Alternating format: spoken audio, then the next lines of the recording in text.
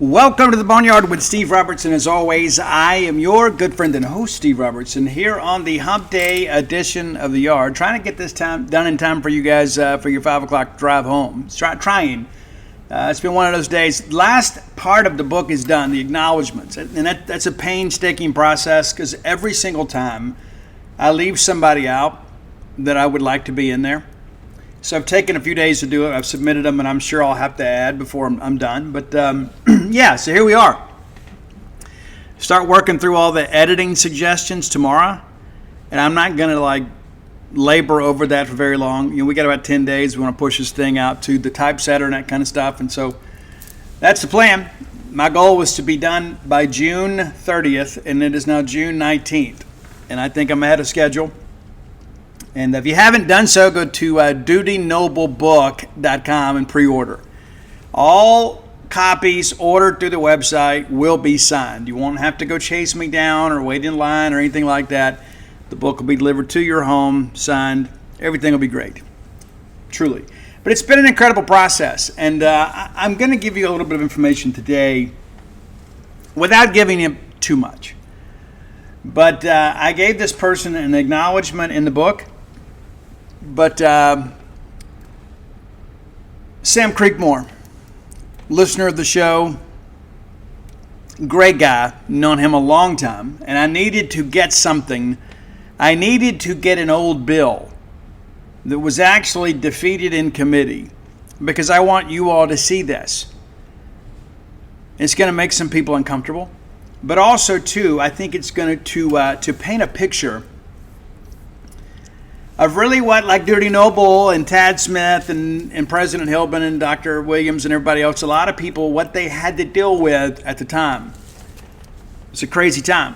But I said, I've written about this. I know that I'm factually correct here. But I thought, what if I could get the actual bill? What if I could get that? And you could lay your eyes on it. It's one thing to read about it. It's another thing to read the real deal. And so I want to thank Sam publicly. And again, Sam's in the acknowledgments, took care of that today. But it's an interesting document. Let's just say that. A very interesting document. And again, thank goodness. And thank that some very, very intelligent people in the state legislature, even though we had some charlatans at the time, cooler heads prevailed and prevented this from becoming state law. But there's been so many people along the way that have done something that has been very beneficial. They've been very, very, very gracious. I'll give you another one as I'm holding his book right here, Delvin Irwin. When I got ready to write this, Delvin reached out to me and said, hey, I put this Mississippi College football book together from 1907 to 1971, the old blue and gold volume 1. I'm assuming there's a volume 2 coming. It would make sense. But he sent me all of his research from the time at Duty Noble was at Mississippi College. And I'm very honored to have a copy of the book. And don't know when I'll ever reference it again, but you never know. It's nice to have it. It truly is. But there's a lot of people out there that have been so involved that, it's my name on the book, but the book is diminished in quality if I don't have people out there that are willing to help and share what they know. And so I'm very, very excited about the book, as you guys know.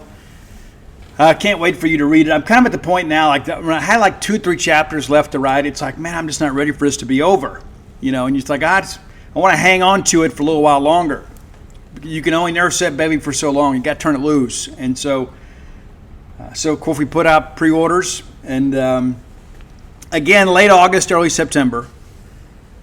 And once we get an actual release date, we'll share that with you. But I have to wait too long. But probably smart to go ahead and pre-order. Had a lot of interest, of course, from book retailers around the state of Mississippi that have said, hey, listen, we got people calling about this. When's it going to be released? So they're already getting their orders in themselves. And maybe you want to buy from your local bookstore. Certainly applaud that. And one of the things that we don't do Amazon. And I share that with you, and I'll tell you why.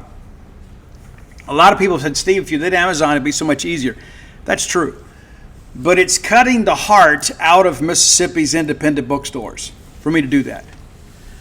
And I'll be honest with you, I won't mention the name because I don't want to embarrass him, but I love him dearly. And he's retired now, but he was a local retailer. And I'm so honored that he felt close enough to me to be honest with me, because it really is an honor, like for people to say they can say what they really think and feel because they value the fact that you're not going to just be a ridiculous moron in your response. I appreciate people that are willing to be honest with me. I got enough people blowing smoke up my skirt. But one day I'm at a book signing, and he just says, "Hey man, this is during the Flim Flam book cycle, and we sold thousands of books through Amazon. Thousands. They were running cases to the UPS store pretty much every day for a stretch there. Thousands." And so this local retailer says, "Steve, you're killing us with this Amazon thing. You're killing us." And I was like, "Well, how so?" We're just trying to give people, more of a national avenue in which to buy the book, Flim Flam. There's a lot of people that aren't going to come to a book signing here in Starkville or in Jackson or in Biloxi or wherever. And so we're just trying to make it easier for them. He goes, "Yeah, but then, the same book that I'm selling for $25, they'll discount it down to $17.99. And then somebody will buy that book on Amazon and then come to my store and expect you to sign it and not buy anything." I said, "You know what? He's exactly right. He is exactly right." Now, there are some vendors that carry my books at times that'll make them available on Amazon, and that's their business. We don't object to that. We just ask if they just charge regular price, But once they buy the books from us, they can do what they want to with them. But all that understood, that's why we don't do Amazon. A lot of people have said, "Steve, I wish you did Amazon." Well, you can order online from us, or you can order online from your favorite bookstore without using Amazon. I know I use Amazon all the time, right? I do. It's a wonder, there's not a path beaten down my driveway the width of those tires on the UPS truck or the Amazon delivery service, because sometimes different people come. But I can't go downtown to a local retailer and get a Skid Row shirt, right? So I got to order that. And there are other times that I want to order books too that aren't carried locally. And so I get on Amazon. I got Breakfast at Tiffany's recently because I want to read that. And so I understand there is the necessity at times to use Amazon. And I use it regularly. They should probably give me a frequent flyer card. But all that understood, whenever you can shop and buy local, I encourage you to do so, whether you're buying my books or buying something else. I encourage you to always shop local and really support small business. And so that's why none of my books, I guess with the exception of Bloom's BONEYARD, that was on Amazon too. That's a different publisher. But the sports books that I do, we don't put them on Amazon. We don't. And I'll tell you, it's amazing too. I have seen copies of Stark Villains and Alpha Dogs go on eBay for almost $100. And I don't understand why that is. There's limited quantities available, but you can still get it at regular price through the website. You can go to dutynoblebook.com and you can get Villains and Alpha Dogs there. But yeah, I've seen them go on eBay for over $100. I don't understand. I don't make any money off that. I don't. I mean, those people do. But there's no point in you paying more. It's not going to make it a better book. But anyway, enough book talk. Thank you guys, as always, for your support. Let's thank our friends at Bulldog Burger Company, longtime sponsors of this show, and I'm a big sponsor of theirs. I tell you, the thing that I love about going to Bulldog Burger Company, it's like I feel it the next couple days in a very good way, right? Sometimes you just get a hankering for something. Well, that was me the other night. I was like, I don't know what I want to eat, but I want Bulldog Burger Company. I want Bulldog. And I got the Bulldog. And you know what? It satisfied that craving. And so for like a couple days there, I didn't obsess about my meal because that hankering had already been satisfied, right? Because that was a craving that only was going to be fulfilled at Bulldog Burger Company. And I did have the onion rings. I did. And they give you the sassy sauce is what they call it. And so Dana got an extra container of sassy sauce. She's a little sassy enough in her own right. But I don't know. She got some more. But it was a great experience. And again, a lot of times I eat to go. A lot of times we'll go out and eat together, me, Dana, and Ian. But a lot of times it's just more convenient for me to order, pick it up, And it's so incredibly well packaged. You get it home, it's still warm. It's great. It's so great. It really is. They do such a great job down there. So if you're looking for a meal to go or looking for a place to go sit and let somebody else do the cooking and kind of wait on you for a while, sometimes we got to deserve that. We treat ourselves a little bit.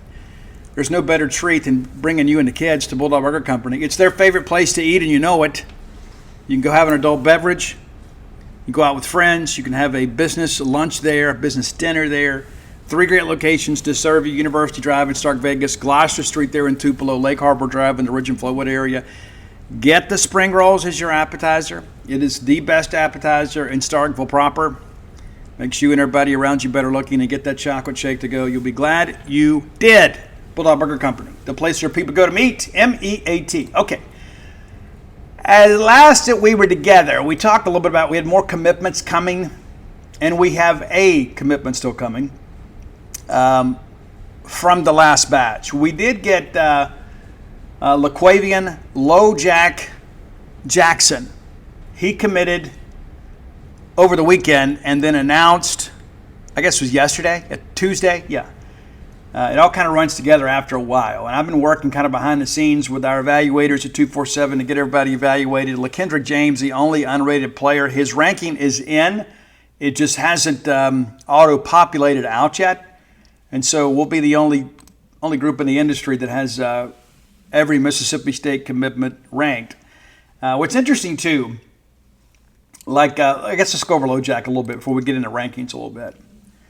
There's a lot of people out there that don't understand how it all works. I'm going to do my best to explain. Okay, so LaQuavian Jackson commits to Mississippi State over offers from Jacksonville State, Miami, Troy, and West Virginia. The only official visit I'm aware of is the one he took to Mississippi State. Now, I've watched his film. And I do think he's a good player. I think that he's appropriately ranked at 85, and a lot of our people will say, but Steve, it needs to be higher. Based on the film that I saw from the 2023 year,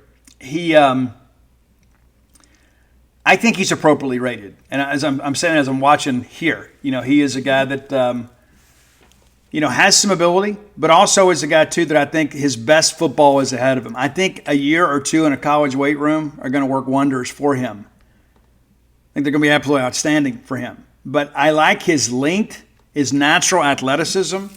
He does have a pretty good motor out there. And I think that he is a guy that will be a safety for you. They like to bring him on the blitz a lot. And he is a pretty tenacious defender in that respect, pretty relentless pursuer of the football. I don't know what he runs as far as the 40 goes. I haven't seen any objective third-party measurables. Maybe you've seen some. He does play on both sides of the line in high school, but he is primarily a defender and expected to play safety for us. But, I like the get. I do. I do like the get. Now, here's what's interesting. So 247 rolled out his ranking today. He is listed as an 85. And again, people are like, but Steve, well, if you look at the composite, 247 is ahead of the industry average. The composite is 84.17. 84.17.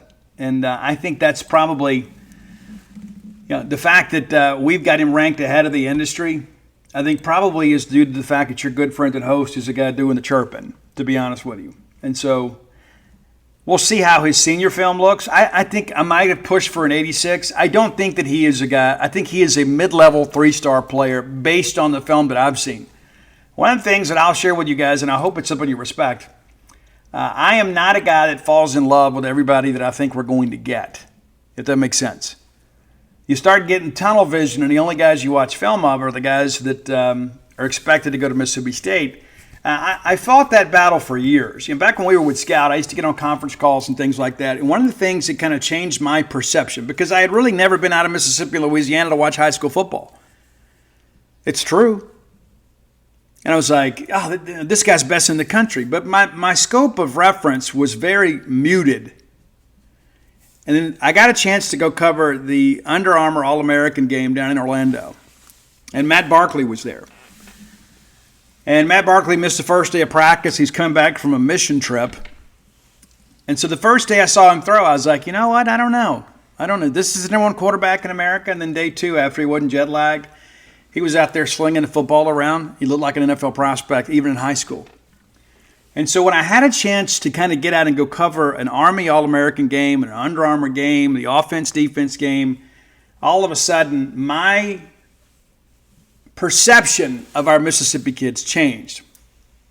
Now what I mean by that is you need to have a more accurate measuring stick, because there's a lot of people, and I'm not mentioning anybody in particular, so please don't tweet at me about any of this. But I know a lot of people in our industry. I've been doing this since 1997. I've been covering recruiting for over 20 years in and of itself. Actually talking to prospects, not just writing articles about them. But what happens is, like, you ever notice that some people, everywhere they go is the best, right? The best. And I would even say the same thing of some of our food critics in Mississippi, right?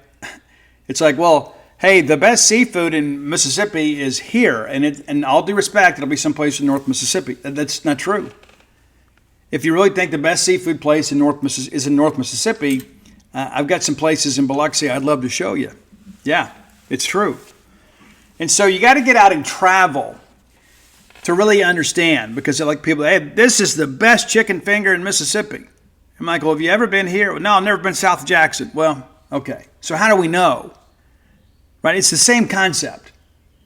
People think, oh, well, this guy's underrated. Well, how many of the other guys have you watched? So we can't just automatically say, just because a kid's coming to Mississippi State, he must be great. We have guys, I'm not going to mention any names because I don't want to embarrass anybody. But that first year under Leach, some of the defensive players that we recruited couldn't play here. And I remember one in particular, I picked up the phone and I called one of the guys up there and I said, listen, what am I missing here? Like, I don't know. Staff met, this is what we're going to go with. Okay. Never played a meaningful snap here. And then transferred. Wish the kid the best. He didn't sign himself. But, I say that because I'm not going to sit here all year long and hype up these kids to you and tell you that this kid's this and this kid's that. I like the guys that I've watched so far, but there's nobody that jumps off the page to me that just screams that a kid is underrated based on the early evaluation. I think Christopher Johnson is very intriguing. He comes in with an 85.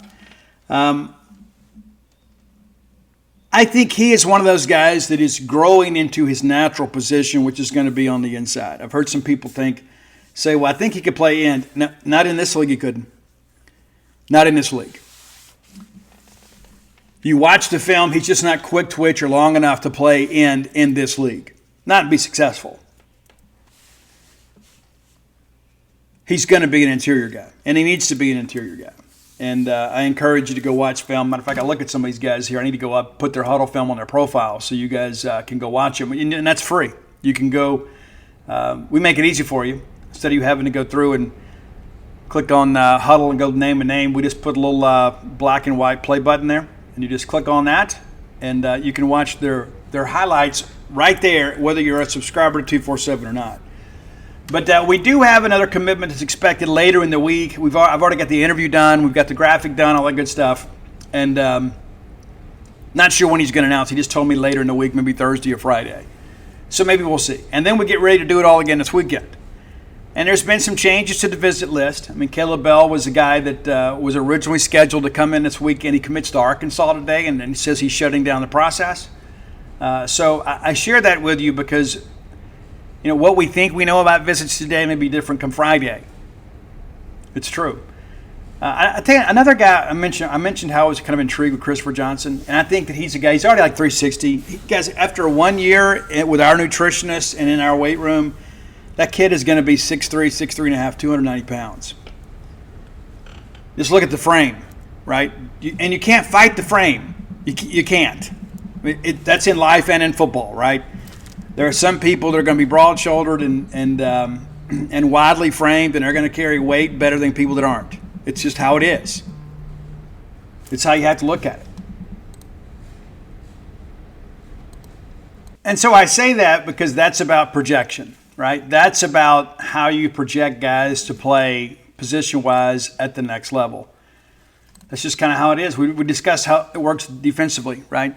Corners become safeties, safeties outside backers mics. It's just kind of how things work. So you got to look at these guys and think, okay, what are they going to look like with 20 to 25 pounds on their frame? And not everybody's going to carry that kind of weight. But when you have guys that play with their hand in the ground, those guys tend to add mass. It's just how life works. And some of those guys have a lot of baby fat on them. They have to drop that and then learn to play at a new weight. A lot of times guys get a little more stamina from that. They trim up and they carry good weight. There's a lot of guys out there, offensive linemen out there, that carry a lot of weight in the midsection. And so it doesn't always work well. It may work on the defensive line because it's harder to move those guys, but a little different dynamic for offensive linemen. And the blocking schemes are so much more technical than they used to be. You got to be big and athletic. You can't just be a guy that's a wall up there. You got to be able to get out and move. You're going to run the counter. You're going to get out and be a lead blocker on a screen. I mean, you've got to have guys that get out there and go. And that's the thing about Clemens. I think he has that kind of ability. I think Clemens is one of those guys that he's already a massive, massive athlete. He's not just a big lineman. I think he has good footwork. I think he is a guy, once he gets in the college weight room and you kind of trim him up just a little bit, kind of turn some of that fat into muscle, I think you might have something there. And I don't care what he's ranked. You're never gonna look up at the end of the year and say, okay, this guy's an 89. It's just not going to happen. And a lot of that's because playing at Clinton Christian Academy, he's not going to have a lot of people that are out there really to test him. But 6'7", 335 pounds, probably will play around 310, 315. Maybe an interior guy. I would think with that wingspan, you'd probably want him outside, maybe at right tackle. But when you've got a guy with those kind of measurables in your home state, you got to pay attention to him. And this is a guy, again, that came to camp and earned an offer, wanted to be here, and now he's loaded up and ready to go. And so, as it stands right now, once this new ranking goes in, State will move into the top 50 in the recruiting rankings. You say, but Steve, that's not high enough. Guys, if we finish in the top 30, it's pretty much what we ordinarily do. But, getting these guys ranked appropriately will help. But there's not a lot of guys right now that I would say their ranking is considerably different than it should be. That wasn't the case last year. We had some guys last year that it took me forever to get them ranked properly and never really got there's a couple guys even last year that I was never happy with the ranking, and I argued until the very end of the final update, and we didn't get them. And that's okay. I'll just come back later and say I told you so. When those guys are, playing well. And so let's take a quick look here at rankings, real quickly. Hey, Bulldog fans, let's just be honest about it. Just go ahead and put it on the line. Mississippi State folks and boots just go together.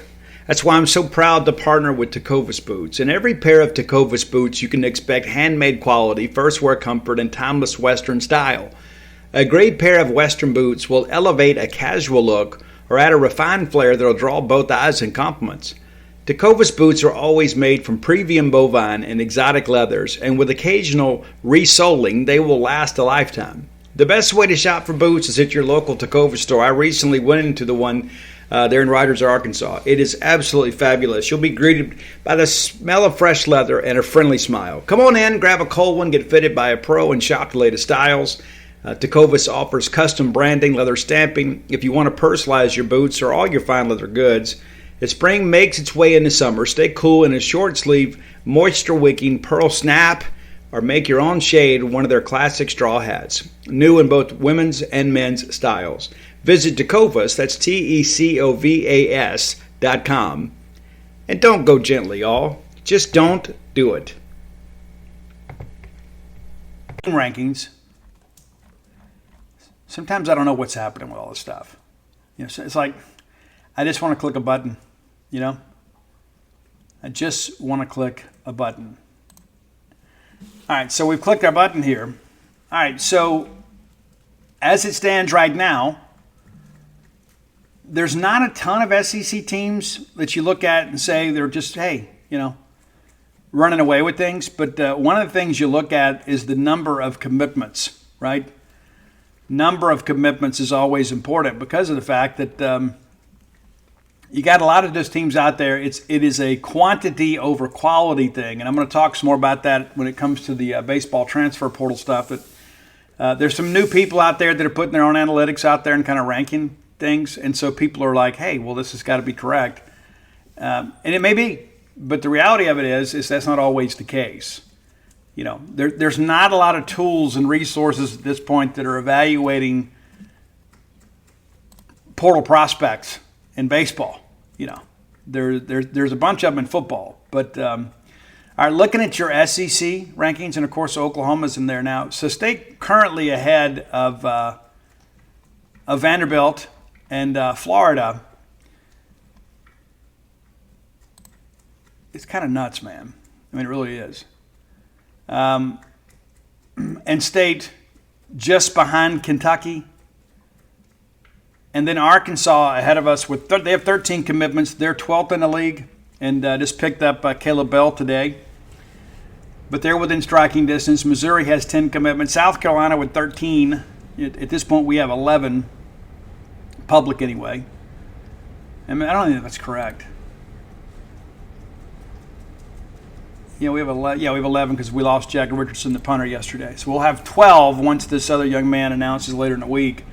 So that'll bump you up a little bit. But, Ole Miss has 12 commitments and picked up a big one this week in Maddox. Not a surprise to anybody. But when you begin to look at it, as it stands right now, which is interesting, we talk about, hey, 5-star players. Right now, Tennessee has 1, LSU has 2, Georgia has 2, and Alabama has 1. So there's only been 6 5-star players commit to SEC schools at this point. Now, we're not in contention for any, okay? I'm just kind of throwing that out there. But a lot of people think, well, that's what we're always dealing with. What we've got to make our money is with the 4-star guys, especially the guys that are in state. And there's some upward mobility there, to say the least. But, we got work to do. We do. And this weekend, I think, could kind of get us a little bit closer to where we want to be. But we're really not that far away from the top 30. Really not. And so, again, I want a top 25 class every year. And that's the thing. If you can get a top 25 class 3 out of 4 years, you kind of avoid those valleys when you get to the end of a talent cycle, right? I mean, that was our history for years. Is we'd be bad, it would be pretty good, and we'd be okay, and then finally when those guys became seniors, we'd be really good, and then the process would start over the next year. You had to replace all those guys.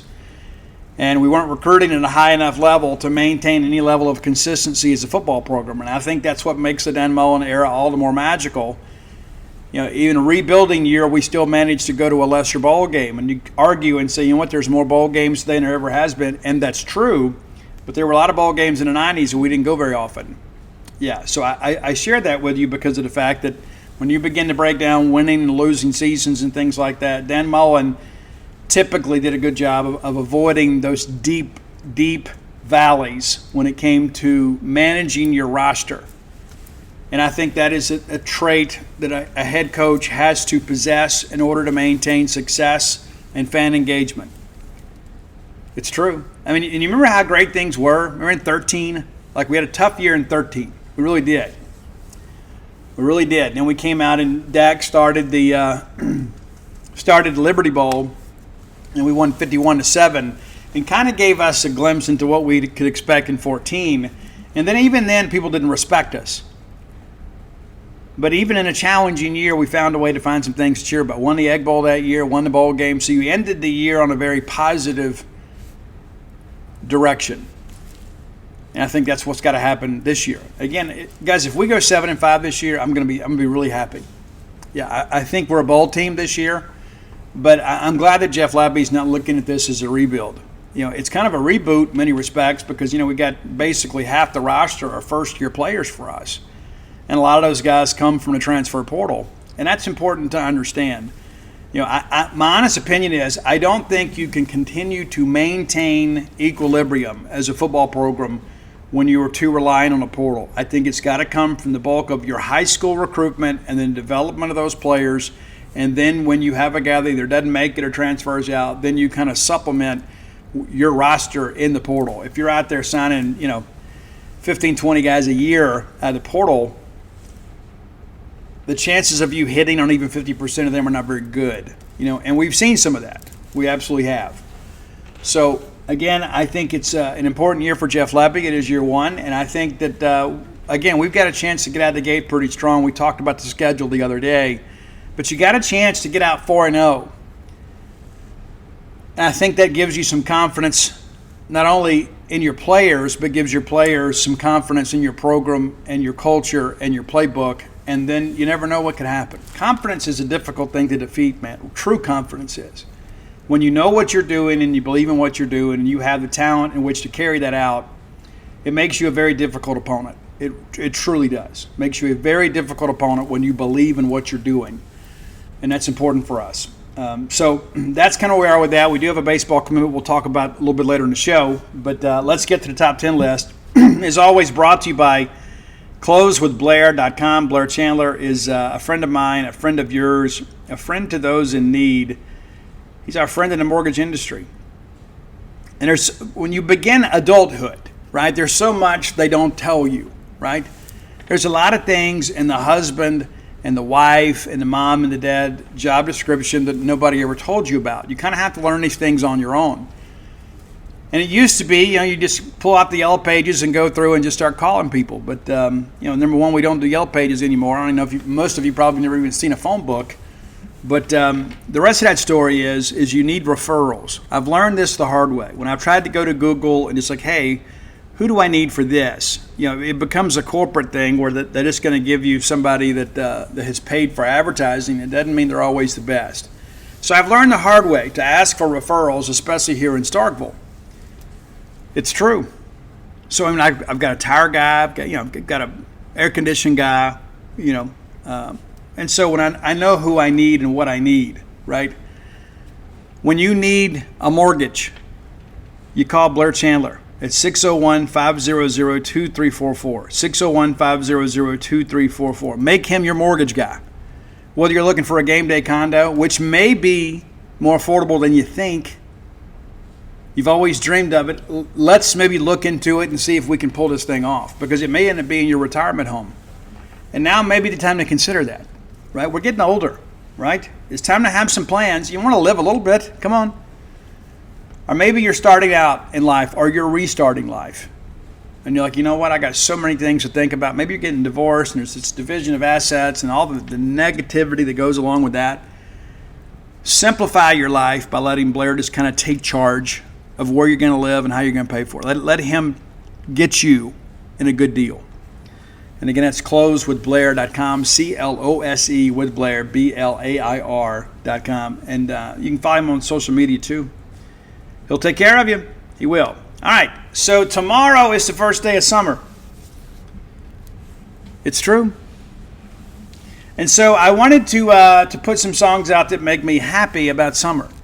There's some other songs out there. Like Lana Del Rey's Summertime Sadness. It's a great song, but it doesn't fit this. We're trying to get excited to get into summer. It's a great time. I've already sweated enough already for this summer, but you know how that works. We're just getting started.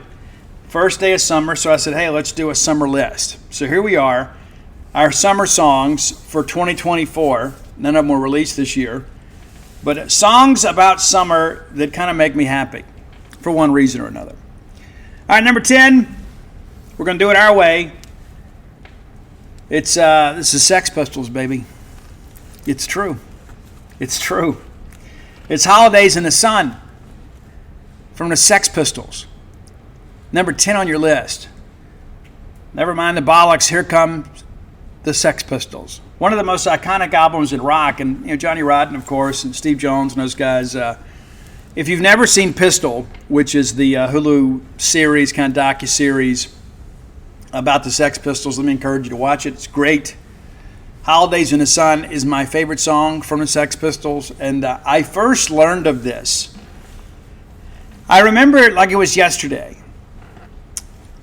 I was at home sick in high school, and I had pre-ordered this compilation album that Doc McGee was a part of. It's Stairway to Heaven, Highway to Hell, and all the proceeds went to combat drug addiction. And I wasn't even an addict then. It's funny how life works. But Skid Row, that's right, the Skids. They covered Holidays in the Sun. All of the artists were asked to perform a song that was performed or written by an artist and or band that had been negatively impacted by drug addiction. Skid Row chose the Sex Pistols. Holidays in the Sun. And I think it should be played more regularly. It's just me. I like a little irreverence. Now, only on the Boneyard can you go from the Sex Pistols to Mungo Jerry. And you guys that know this song, you maybe not know who performed it, but it's in the summertime. And it's a very playful song. It makes me happy. You see people, have a good time to this song. Mungo Jerry, a Boneyard Top 10 legend. Number 8, you got to work in a little country. And I'm going to be honest with you guys. A lot of these male-performed summertime songs in the country genre are really not that good. And some of them are sad. I remember the joke years ago. I'm from the 1900s. And so, back in the late 70s, early 80s, people were accusing all these bands of backmasking and putting subliminal messages on their records and that kind of stuff. And so people started playing records backwards to see if there was a message in there, and sometimes there were, but it's not like people suggested. So all of a sudden we got to go burn the records and you throw your stereo away and you must repent. It was all that. It was a great joke, though. This is what happens when you play a country western record backwards. Well, the answer to that was, you got your wife back, your dog back, and your truck back. Feel free to spread that around. But our number 8 song today is Summertime from Kenny Chesney. I know a lot of you guys don't like Kenny Chesney. You say he's not real country or whatever, and that's fine, whatever. I like Kenny Chesney. I think Kenny Chesney writes a lot of good stuff, a lot of fun music. It's true. And I didn't like the whole thing about the "You Had Me at Hello." He stole that from Jerry Maguire. And he admits it later, but I don't like it. But some good stuff. Kenny Chesney. Number 7. And I don't know why I remember this, but I do. I was a Joe Satriani fan. I was probably one of the first 100 in Mississippi, I would suspect. I had a friend of mine that had a friend that played in a band that was out in California, and they just raved about Joe Satriani, and Joe was going to be the next big thing, and that Joe needed to be in a band, and he was better than just about everybody other than maybe Eddie Van Halen and Steve Vai, but he was kind of in that same stuff. And I got a copy of the Surfing with the Alien album before it was even on sale in Mississippi, I suspect. But I remember telling people how great it was, and where'd you get that? Somebody bought it for me. And then Joe had a great song called Summer Song that was part of a commercial for the Sony Walkman. I'm almost positive it was the Sony Walkman. But anyway, it was it was a cassette or CD player that you had the freedom to bring with you, and you always had to have like 1,000 batteries because it'd play like 5 songs and the batteries would die on you. It's true. It's true. And when I heard that, I was like, hey, that's Joe Sat on TV. I'm so happy for Joe. He's finally getting his notoriety. I don't know that he actually ever has. But, he's with Chickenfoot. Of course, that's with some of the guys in Van Halen. But Joe's the real deal. So Summer Song from Joe Sat, an instrumental for you at number 7. Number 6, and a lot of people would say, Steve, this song was terrible. I kind of liked it. I did. That's why it's number 6 for me. And it's not really my cup of tea. But, at the time I had younger kids. And so we had to listen to some pop music occasionally. And this song, I remember how excited my kids would get when this song would come on. We had to go out and buy the CD so they could wear it out and get tired of it, But it's LFO's Summer Girls, It's true. With Abercrombie and Fitch, wasn't that it? Yeah. All right, number 5. We mentioned Van Halen earlier. This is one of my favorite deep tracks from Van Halen's Sammy Hagar era. And if you have the 5150 album, and chances are you do or did, you know where we're going with this one. I think it's one of Sammy's greatest vocal performances in Van Halen. Sammy's a ridiculous singer, man. Great. Great. And I remember when 5150 was coming out, people were like, oh, it's not going to be the same. And listen, I was against it too. I mean, I had, Sammy Hagar's, a couple of earlier albums. Of course, I had, I Can't Drive 55. Everybody had to have that. It's true. And then when Sammy joined, like, well, this will be interesting, right? And there were so many people that were against it. So many people were like, oh, there's no way they can make it without David Lee Roth. Not knowing that the real talent in the band was Edward Van Halen, obviously. But when 5150 got ready to come out, and I remember when Dreams hit the radio, I remember where I was the first time I heard it. And it was unmistakable that it was going to be Eddie Van Halen, right? And I remember as the song ended, I already knew it before. They said this Dreams from Van Halen in their upcoming album 5150. At that moment, I knew that I had to get it. I had to. And to me, just about every song on that album could have been a single, especially this one. It's Summer Nights. Number 5, Summer Nights in My Radio. What could be better than that? Number 4, going to go back with the 80s motif here. A great video. Love the video. The song was really good too. And it was in a lot of movies in the 80s. It was, if you remember Real Genius with Val Kilmer, do you remember that one? It's a great movie, man. It's great. We talked about the Brat Pack the other day. This is a great movie. Real Genius was great.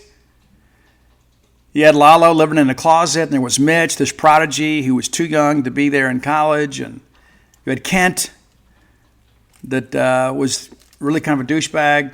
And, of course, Val Kilmer. One of the great jokes, the professor comes to Val Kilmer and he goes, I need to see more of you in the lab. And Val Kilmer says, okay, I'll gain weight. You know, it's a very good and funny movie. But a lot of things, too, that are kind of sad in that movie, too, just because of the fact that you begin to see that even the high-achieving academia people have a tremendous amount of stress trying to perform. None of us get out of this thing alive anyway. But in that movie was the great track from Y&T's Summertime Girls. Love it. And you see the video, like the all heavy metal chicks are out there pouring like motor oil on their legs instead of Tanninol. It's true. It's worth a watch. Number 3, I remember when this song came out, man, and it was like revolutionary. It was the vibe was so good, the track was so good, and Will Smith, who at that time we called the Fresh Prince, was fantastic. It's DJ Jazzy Jeff and the Fresh Prince, Summertime. Amazing song. I love it. I know a lot of Eminem's not a big Will Smith fan. I was and am. And it's so interesting to think that Will Smith, when you look at his career, when he thrust himself into our lives with Parents Just Don't Understand, and that video was like number 1 forever because parents really didn't understand, especially in the 80s. And I think, I don't want to opine too much here. I think in the 2000s, some parents have tried to understand too hard, which is one of the reasons that we're in the condition we're in. Take that for what it's worth. But yeah, it's Summertime. Great track. But I think that Will Smith is still relevant all these years later. Right? Became an actor, a lot of great things. He slapped Chris Rock. Silly. But we're going to throw it back to Summertime. Okay, number 2. I almost made this number 1 because I am a baseball guy. I am. It's true. But I tell you, all those trips like to Fort Walton Beach, we used to stay down there. And as I became a teenager, there would be college girls there. There'd be high school girls there from somewhere else, from Birmingham or whatever. It's the Redneck Riviera. It is a mixer. It is a mixer of hormones and underage drinking. And I was very excited about both. And I remember one girl in particular, and maybe she's listening. No, she's not. It's a girl named Edith that I met who was great. She was great.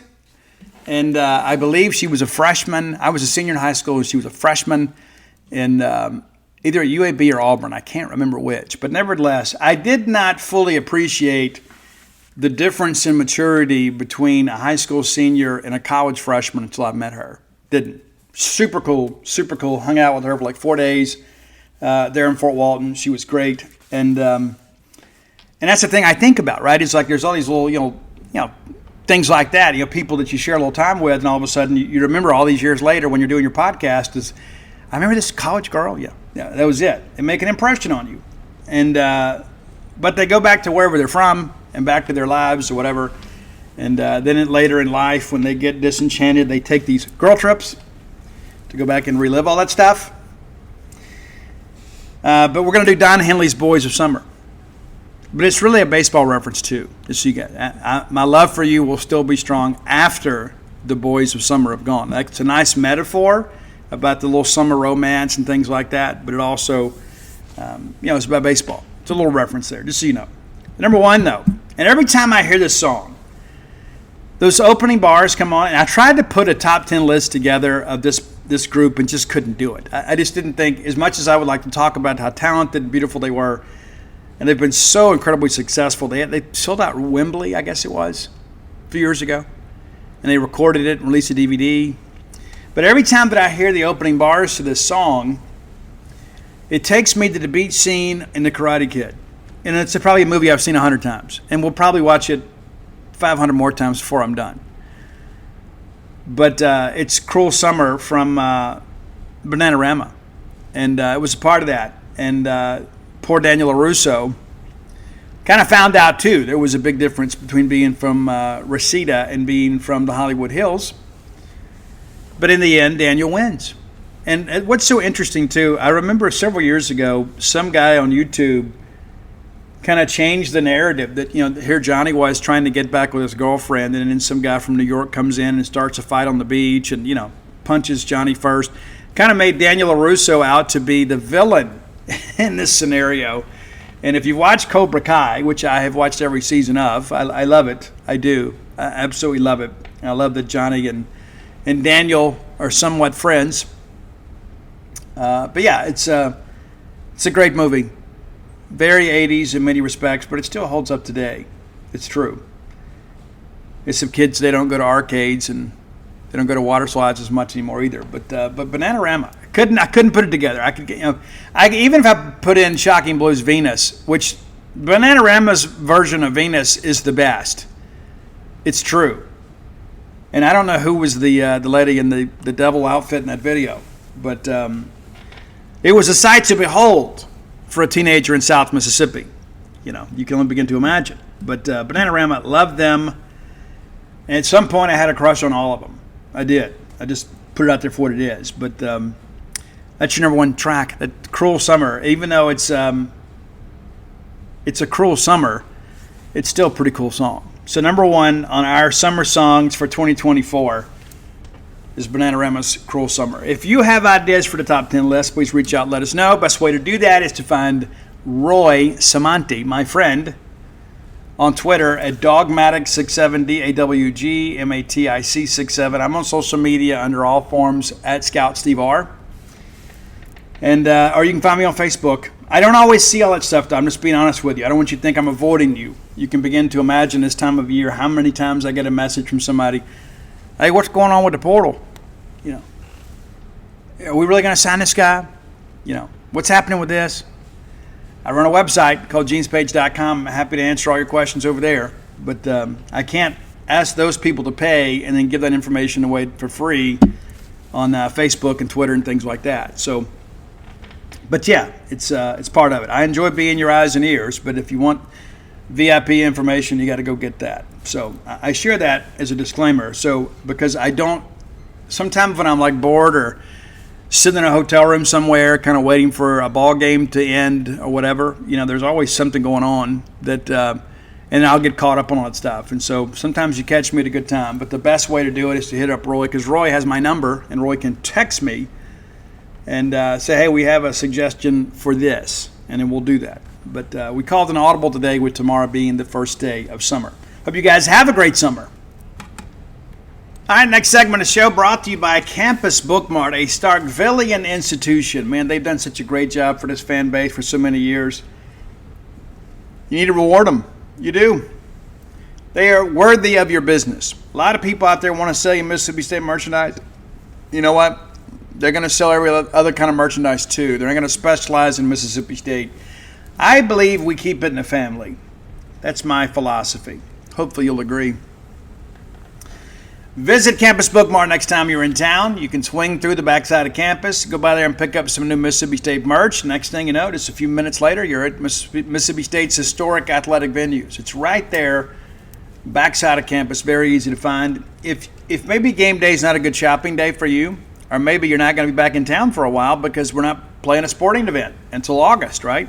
but you need to be game day ready. Get some new gear at campusbookmart.net. And by being a loyal Boneyard listener, we'll give you a phrase that pays. That is BSR, which stands for Beautiful Steve Robertson. That gets you free shipping on all orders over $75. Any order less than $75, absolutely incomplete. Okay. Since we were together, we have picked up another piece on the baseball side of things. Left-handed pitcher Charlie Foster, who is actually at the MLB Combine right now, and immediately everybody says, but Steve, that he's a draft risk. Well, yes, he is, but based on what I'm hearing, the chances of him coming to school are really good. Not expected to command a big price tag. The fact that he's there says a lot about his ability. He originally signed with Georgia, and there was some financial aid promises made that maybe weren't kept. You know, have all the details behind that. But anyway, he asked out of his letter of intent, reopened his recruitment, had about 20 schools contact him. He took 5 official visits, including one to Starkville, and ultimately decided to come pitch for Justin Parker and Chris Simonis. And again, he is out at the MLB Combine, but I don't think that he's going to command a price tag that prohibits him from coming to school. Pretty cool, right? So let's break down who he is, what he's about. 6'3.5", 185-pound left-handed pitcher. Has a 3-pitch mix. Really whips it in there. Been clocked up to 97. Consistently 95. 95 from the left is tough. It really is. But he's a guy that can throw the slider. A bit of a breaker, and then the change, too. I'm eager to see what Justin Parker can do with him. He is a guy, too, that would have the opportunity to come in and pitch immediately. And we've seen these guys before, right? There's an adjustment, but left-handers that can throw that hard and can locate typically bring some value immediately. Here are his numbers from high school, and they're ridiculous, as one would imagine. 65 1/3 innings pitched, 8-2 record, allowed 23 hits. Now, the numbers that I saw, and maybe these numbers are incorrect, but anyway, 23 hits and 65 innings. I mean, that's pretty gaudy in and of itself, right? So that means that more times than not, it's a hitless inning. But the numbers that I saw, that he didn't give up any extra base hits, I don't know that I've ever seen that. So I got to dig a little bit deeper into that to find out if that's correct. But that's the numbers that they reported, that 23 hits, no doubles, no triples, no home runs. That's pretty filthy. He allowed just 15 runs on the year, and only 9 of them were earned. 28 walks, 5 hit by pitches, 117 strikeouts, an ERA of 0.964, and a batting average against of 106. Now, it's crazy, too. We start talking about 2 strikeouts per inning. That's pretty close to the numbers there. 2 strikeouts per inning. That's pretty impressive. Played for Brookwood High School out there in Georgia. They made it to the 7A semifinals. But a guy that we think some big things are ahead, right? I've talked to a couple people in Major League Baseball, and they tell me that they feel like that he is going to come to school.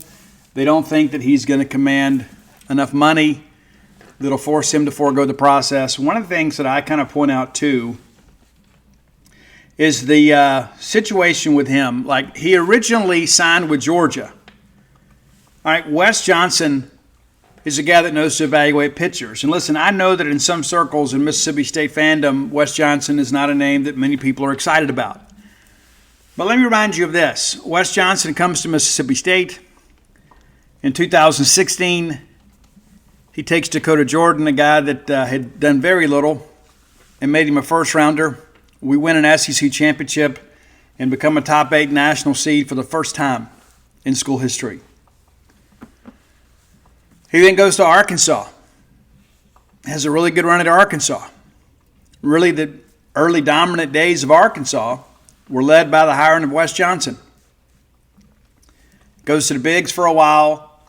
Very well respected as a developer of talent. He goes to LSU. and then helps lead them to a national championship. And if you look at the pitching they've had this year without Wes compared to what it was last year, even without Skeens, there's been a dramatic change. LSU found some pitching down the stretch, but they were not good much of the year. Just didn't have it. And then Wes goes to Georgia, and they nearly go to Omaha in his first season. So say what you want to, but if Wes Johnson and Justin Parker want this kid, then I want this kid. That's two really good votes of confidence there. Two of the best pitching coaches in the country both wanted this player. And he is a guy that is in this current class, because he already signed with Georgia, asked out of it, so he is signable and will report with the other freshmen, provided he's not drafted high next month. Share with you guys that yesterday at Gene's page, we got that three of our signees are there. O'Leary, but I'm told there's really no risk of him being drafted high enough to go. And there's Dante Nori and then Carson. And so it's interesting. Conrad Kaysen, excuse me. We have 4 guys in our signing class at the Major League Baseball Combine. And then you've got 5 players there as well. Right, and that's something to consider too, is that we talk about the Justin Parker effect. Nate Dome, a little bit injured this year, outstanding when he was healthy. Nate's a guy that's probably going to go, I would say, no later than the 5th round. Cal Steven probably right there with him. Some people have a little higher grade on him. I think the main thing with Nate is to show people he's healthy and that he's good to go, right? It's true. And you got Dakota Jordan. You got Hunter Hines that's out there. And so, I share all that because of the fact I think we're going to have a good draft. And what I mean by a good draft is that I think we're going to have several players from the 2024 roster drafted. You could potentially have 2 in the first round with Durangelo and Dakota. So let's say you get 2 first-rounders. Then maybe you look back in hindsight and say, well, we should have done more. We had 2 first-rounders. But you're going to get a good draft, I think, that shows that, number one, Justin Parker is developing pitchers and preparing them for professional baseball. Because he's going to have 3 guys.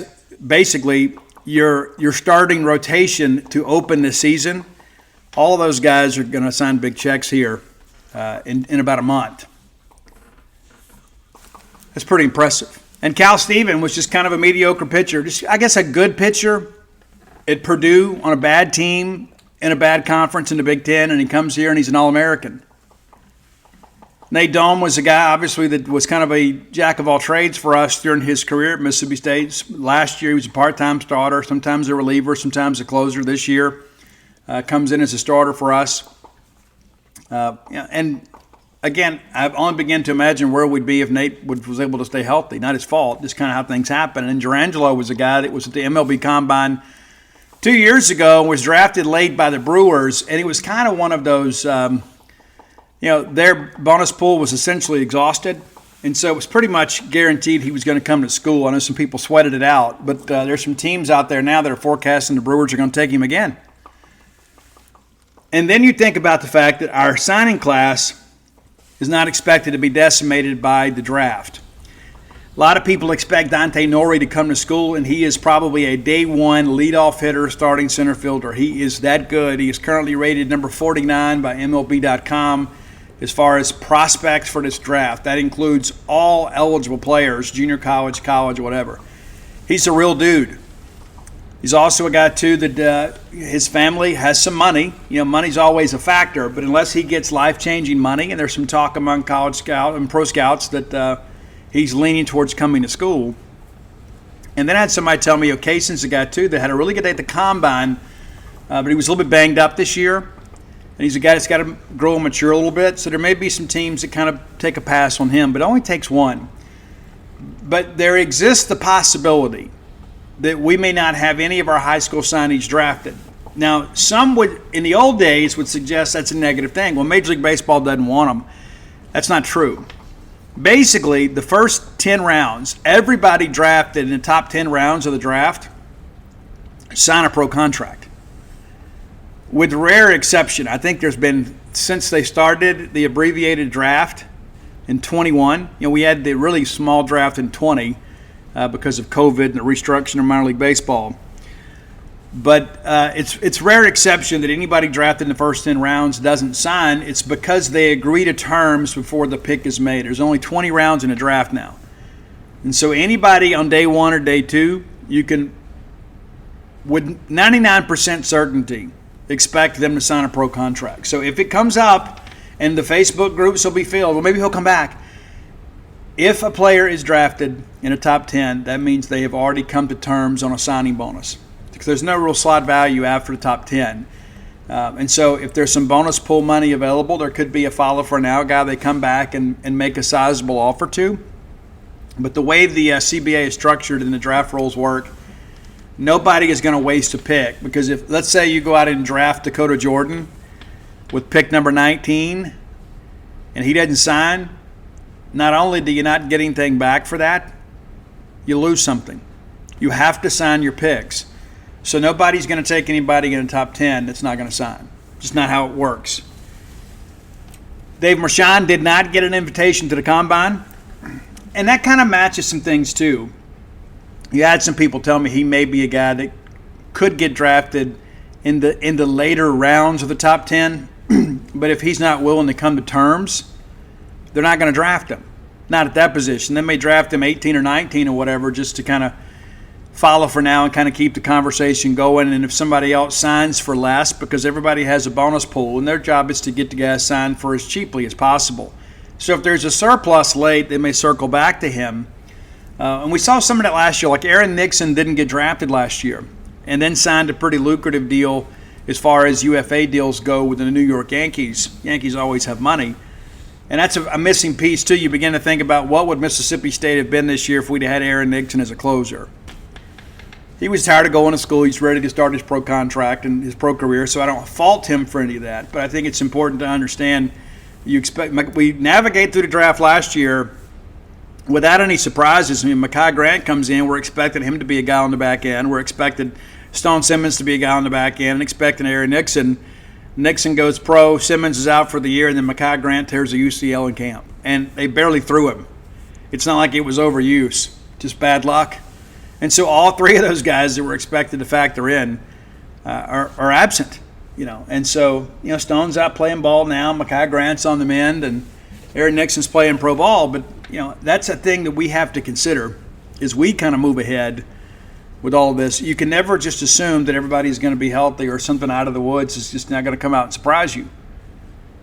But I think we're going to navigate through this draft, and I think we're going pretty good about our positioning. Again, it's a big class for us.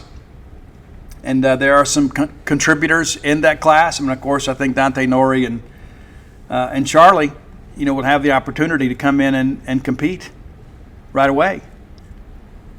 And that's the thing that when we get so caught up in the portal sometimes, we don't kind of begin to realize too that we forget the fact that we got a signing class coming in too, right? It's because you expect those portal guys to be plug and play guys, and that's been the case for us most of the time. But it's been traditionally with our position players, more so than the pitchers. And that's where I think Justin Parker elevates that a little bit. Again, you can go and sit in a guy's front room and say, hey, look at what we did with Cal Steven. Look at what we did with Gerangelo. Look at what we did with Tyson Harden. Look at what we did with Tyler Davis. And those guys may get opportunities late in the draft. But the better we do in the draft, the better we're going to do moving forward in the portal, because you can show that Justin Parker knows exactly what he's doing.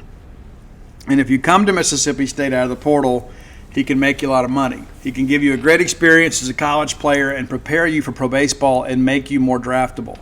That's important to understand. And so in the portal now, we've got 3 commitments, and now we've added Charlie.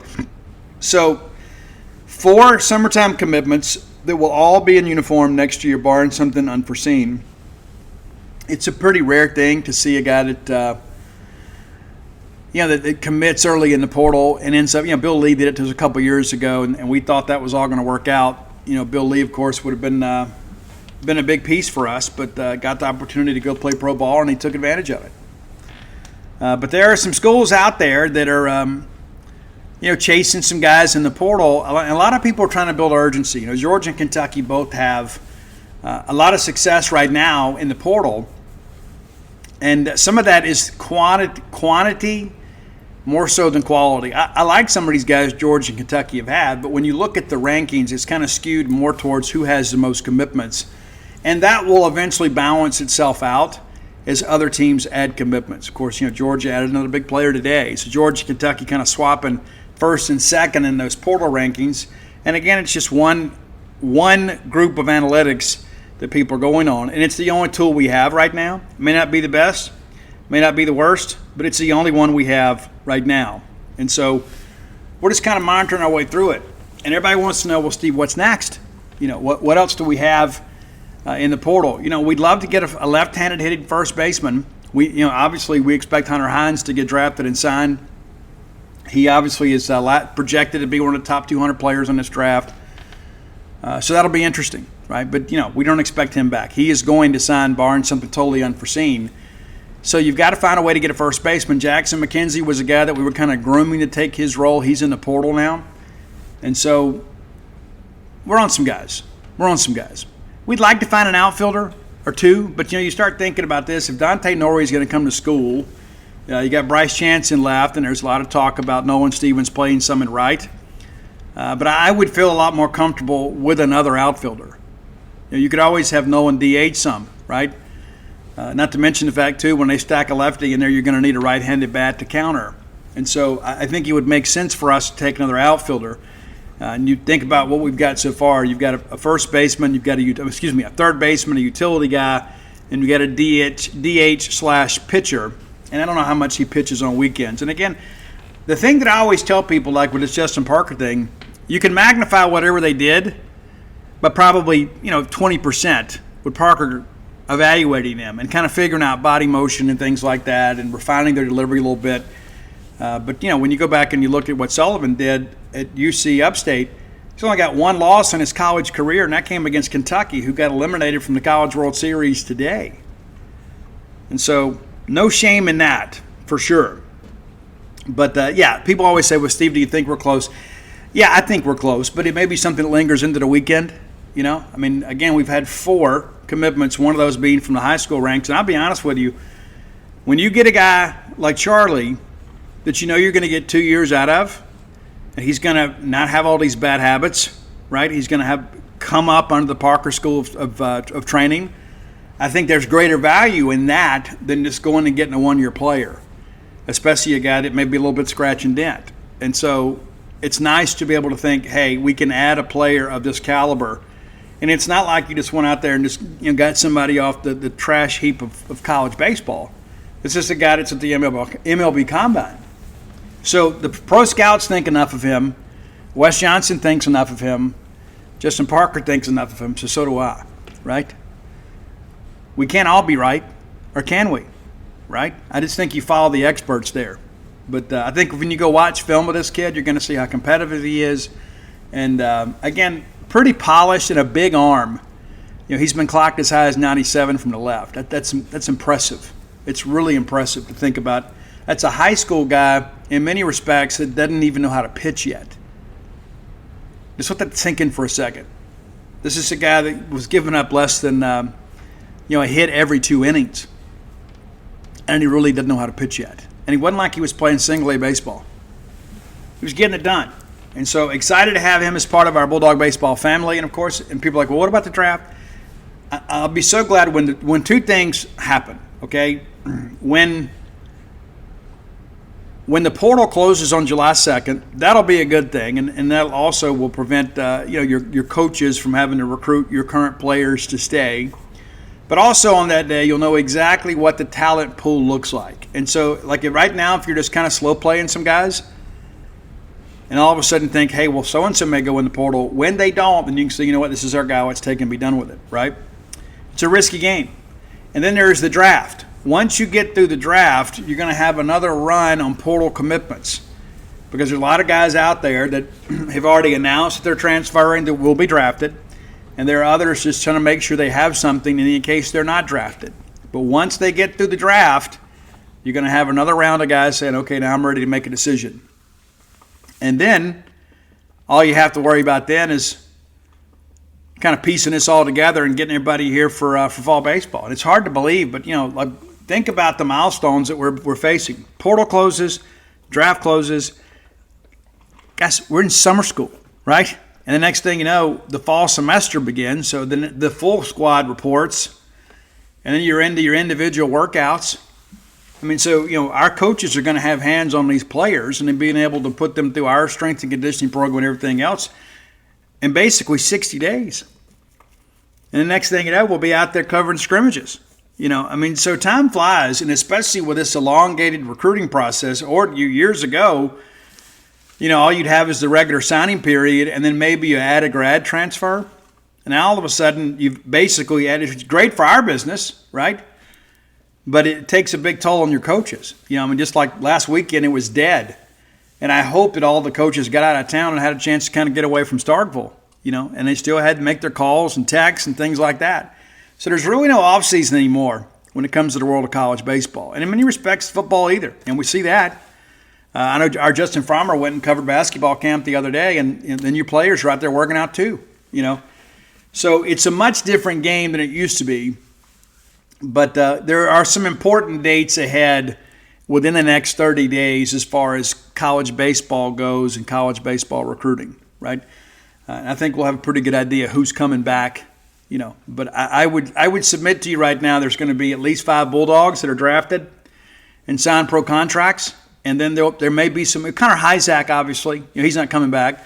Connor won't be a guy that goes in the top 5 rounds. He didn't get invited to the Combine, but he is a guy that will get drafted. And I suspect maybe 7th or 8th round because he's a senior saver, right? And what I mean by that is the slot value may be, $300,000. Well, he has no leverage. So they can draft him in, say, the 7th round and say, well, okay, here's $25,000 in a contract, and all he can say is okay, right? And then the rest of that bonus money can be squirreled away to pay somebody else over slot. It's a much different dynamic. And so we saw it with Jake Mangum. People are like, hey, look how much Jake improved his draft stock by coming back. Well, yeah, he got drafted higher, but he made less money, because that's how it works, right? Not that Jake needed it, but my point being is that you're going to see some guys go, and we can celebrate that. A lot of people don't understand the business of baseball, but it's going to be a draft. I think we're going to have a lot of articles to write about, hey, Connor Hyzak drafted in the 7th round by the Toronto Blue Jays or whatever. You're going to have some guys like that, and again, I think some guys later on the pitching side too. So probably could have as many as 6 top 10 draft picks.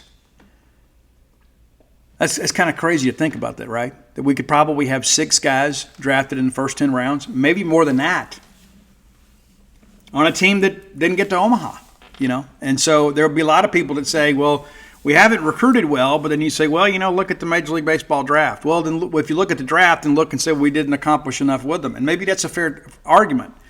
But the reality of it is when you can go out there and say, hey, even in a rebuilding year for us, we still had all these picks. And a lot of those guys were transfers.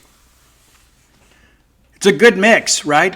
Hunter Hines, Dakota Jordan, Gerangelo. Obviously, those guys are recruited from the high school ranks, and then all of a sudden you throw in Cal and you throw in Nate. You go back and think about Colton Ledbetter and those guys. So our draft mix shows that we've got to be good at high school recruiting and in the portal. You can't really overemphasize one over the other, but I think probably the safer way to build a program is you've got to increase your ability to sign kids from the high school ranks and then keep them in school and allow them time to develop. And when you look at like the perfect game rankings, and to be honest with you, I think you got to take that with a little measure of salt. But the top 5 players in our class, Dante Norrie, Conrad Kaysen, Cato Leary, Henry Allen, Braden Booth, all 10, rated a 10 by perfect game. Now, Charlie Foster hasn't attended a perfect game event in 2 years. He's rated an 8.5, but yet here he is at the MLB Combine. And so I just shared that, especially the perfect game thing, as a guy that had a kid go through all this stuff. The kids that attend their events get rated higher. and it kind of stands to reason because of the fact, you get a chance to evaluate them in person. But I just shared that because I think it's important to kind of understand that baseball recruiting is a lot different. Even the evaluation part of it. Connor Barth, 9.5, kid from California. You got a lot of guys here that are rated pretty high, but you got some other guys that aren't. But, we talk all the time about being a national program. The current recruiting class, you got a kid from Michigan, you got kids from Georgia, Tennessee, Alabama, Florida, California, and, of course, Mississippi. Topher Jones, they're from Hernando. A lot of people really like him. A lot of people like him. And he doesn't even have a perfect game grade. And so I just share that because a lot of people get so caught up in rankings and don't really dig into the details of the rankings. And so we're ranked here, but because Topher Jones didn't attend a perfect game event, he doesn't have a ranking. So he doesn't factor in. It's always important to understand. Every bit of that. It's always important to understand. I look at Lucas Buckner from Knoxville, Tennessee. A guy that was originally supposed to be headed to Tennessee, doesn't have a perfect game grade. And so it's easy to just look at the team rankings and think you know it all, but you don't. I think that's important to always understand. All right, final segment of the show brought to you by the Stark Vegas Clubhouse. Now, I encourage you to go visit the Stark Vegas Clubhouse Facebook page. Just Google Stark Vegas Clubhouse. Their Facebook page will pop up. You can peruse through the pictures and see all the amenities that are available to you while you're there. 5 bedrooms, 2 baths, got the incredible back porch area, a full-service kitchen, the wet bar, the fire pit outside. You can sit out there and have a cold one and just talk your troubles away with all your loved ones or your friends around you. Be amazing. Just 5 minutes away from the Mississippi State campus, conveniently located, just kind of tucked away there. Also got a little convenience store right there at the end of the road too, and that's important too, right? Because when you need to go get some refreshments of the adult variety, you don't have to go far. And so that's important to understand. So if somebody's got to go make a beer run, instead of you having to drive all over town or have somebody be gone, I guess you could walk up there if you wanted to. But my point being is that when you are looking for a staycation or a chance to bring a group to Starkville, whether it's a work group, it's going to be spread out through the Golden Triangle, or maybe perhaps you're doing some work with the university, or you could be in a situation where maybe it's a guy's weekend, before a wedding. Maybe it's a bachelor party type thing. We don't want you getting too rowdy. And ladies, we don't have to worry about that as much with you, but maybe it's a baby shower weekend. Maybe it's a girl's weekend before a bridal event. And you would say, wouldn't it be great for everybody to be under one roof? Well, here's your opportunity. Instead of getting 5 hotel rooms, and you never know where Jennifer and them have snuck off to, everybody's together. You got your own quarters, you can lay in at night, but some common areas where everybody can just kind of enjoy being together. And again, just so conveniently located to all the great venues here in Starkville. Let me propose this for you, okay? You're thinking, I can't afford a big vacation this year, but I'd love to see everybody. And maybe you missed your class reunion. How about getting like some of your core group, and let's all just run out to Stark Vegas Clubhouse right here in the summer. You could do a midweek deal. Karen and them are going to Gulf Shores this weekend. Well, Karen can come up and spend a couple days with you at the Stark Vegas Clubhouse before she sneaks off on a family vacation, right? It's safe, it's convenient, it's great. Now, when you pull up Stark Vegas Clubhouse, you're going to have some booking options. You can do Airbnb, you can do VRBO, or you can do the Evolve website. Now, if you pick Evolve, I can save you 10%. Promo code BSR10, the number 10, BSR10, get you 10% off your stay just by listening to the show. How cool is that? The Stark Vegas Clubhouse, best place to stay in the Golden Triangle. All right, time we have left, a couple things we're going to go over with.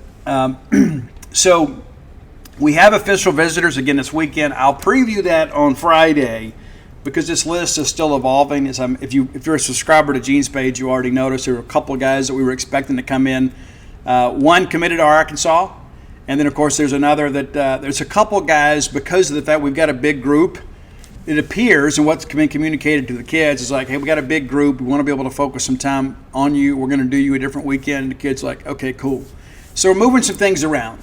So, what we've reported earlier this week is evolving. And so I just share that because it's important to understand until we get locked in on Friday, because we're contacting kids, to try to find out, hey, you coming in? And then what happens too is, we'll have other publishers within our network and say, hey, I've heard that, this guy's going to be here this weekend, or this guy's going to be on our campus. And so we're working through it. And this will be the last big visit weekend for the summer.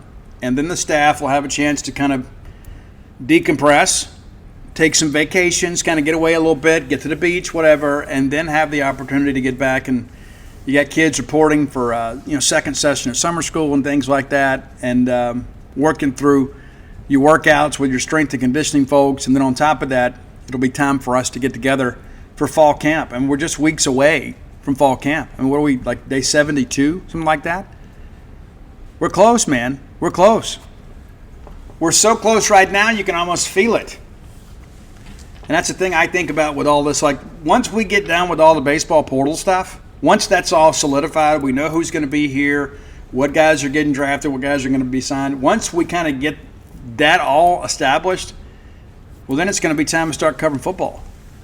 We're going to be in camp. Now, in the spring, Jeff Lebby limited our availability, only chance to see, just a few minutes of camp. I don't know how it's going to be in season. When Leach was here, he didn't care until we got into the final week of camp. We could go watch all the practice, and some of us did. Not all of us, but some of us did. And, some guys didn't go to practice at all, Their needs are met otherwise. But my point being is that because of this, there's no really off season for us or for you as fans. There's always something to kind of keep up with. But it's incredible to think all that's happened to us in the last several months, with Jeff Lebby. All of a sudden Jeff Lebby is your coach, and then it's like wide open portal transfer recruiting stuff, regular recruiting stuff, and what a great class we put together. I don't care what the rankings look like. When you think about the influx of talent we needed at skill positions, we got that. And I'm eager to see this group perform against an opponent. We saw some cool things in the spring, but you think about the fire hose that Jeff Lebby has had to drink through from the moment that he got here. Even during the holidays, you're still having to recruit.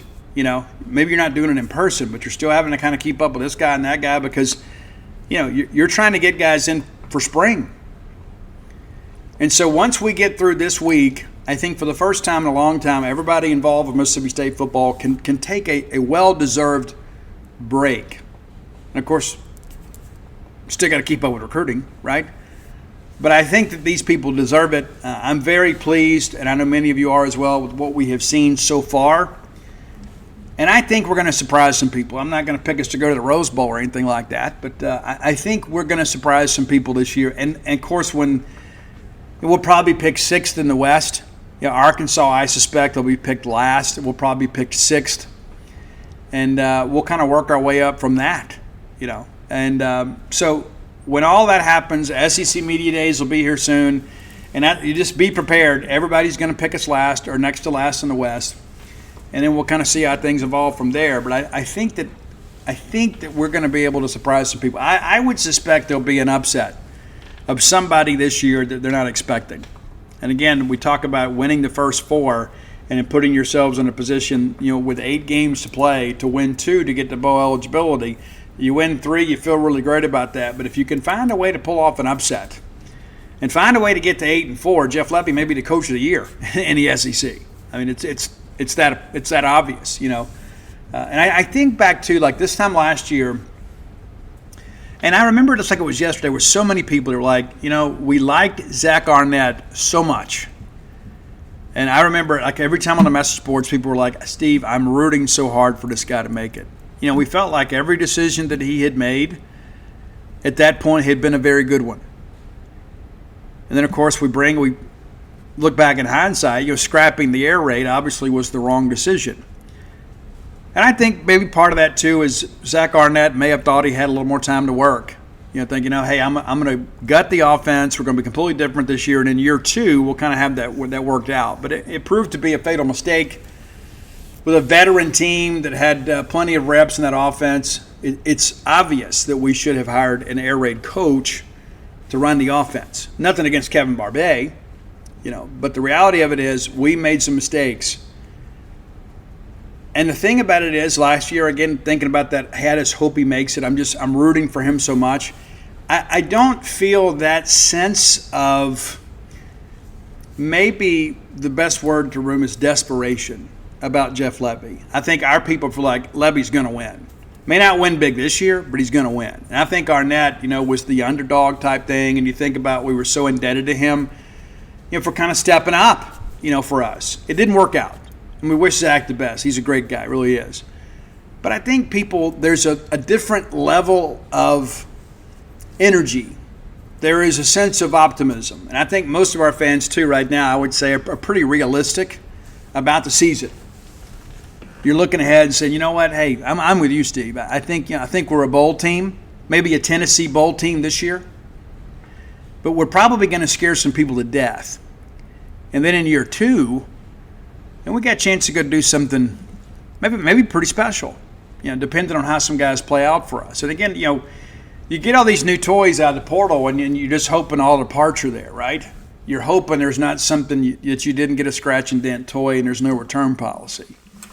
And so that's going to be interesting to get into the fall. But I can tell you, every time that I am in the building or I'm on campus around football, it's just a different energy. I mean, it really is. It's just a different energy in the building. And I think a lot of that, again, you attribute that to Jeff. Jeff is a very confident, very positive person. You can tell that he believes in his system. He believes in his staff. Kind of like when we brought in Leach, because Leach brought his entire offensive staff, and they were just like a cult. But you have so many people that are around Jeff that know what he wants to do and how he wants to do it. And I think right now everybody's just like so optimistic, saying, okay, yeah, we're going to score some points, and what you saw in the spring game is pretty close to what we're going to run, right?